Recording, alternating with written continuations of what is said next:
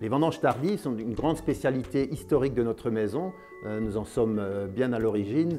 Et ce sont donc des raisins récoltés dans les meilleurs terroirs et vendangés 4-5 semaines après le début des vendanges classiques, avec des raisins atteints évidemment de pourriture noble, concentrant énormément tous les arômes et la structure de ces vins.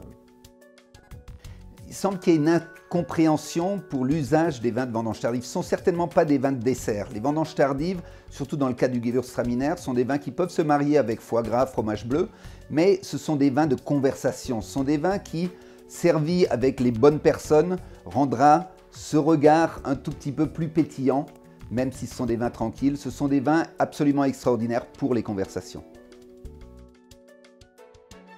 Dans le cas des vins de surmaturation, donc vendange tardive et sélection de grains nobles, les raisins sont bien évidemment récoltés très tardivement, 5-6 semaines après le début des vendanges, par tri successives.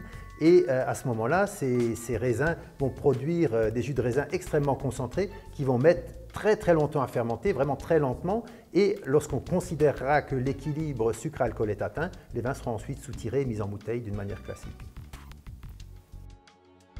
Mon rôle avec la 13e génération sera d'accompagner le domaine vers une conversion en bio, déjà entamée il y a quelques années. C'est un vin qu'on peut facilement marier avec certains plats. Mais il faut choisir des plats où il y a un petit côté sucré-salé assemblé.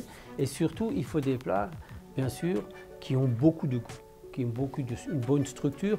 Et lorsque le Riesling est beaucoup plus vieux, lorsque vous avez la chance de l'avoir gardé une dizaine d'années, eh ben c'est parfait. Avec les viandes, c'est parfait. Avec des grands plats, par exemple le turbo, le Saint-Pierre, les rougets, les brochets.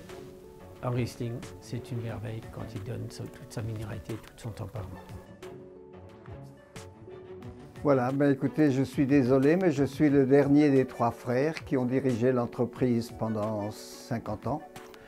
Mon père et son frère l'ont dirigé à la génération d'avant, mais c'était surtout mon grand-père Émile qui était le plus battant, qui a réussi à refaire le vignoble alsacien après la guerre de 14, quand il était question d'hybride et que lui ne poussait que les vieux cépages, les Riesling, les Gewürztraminer, les Pinot Gris.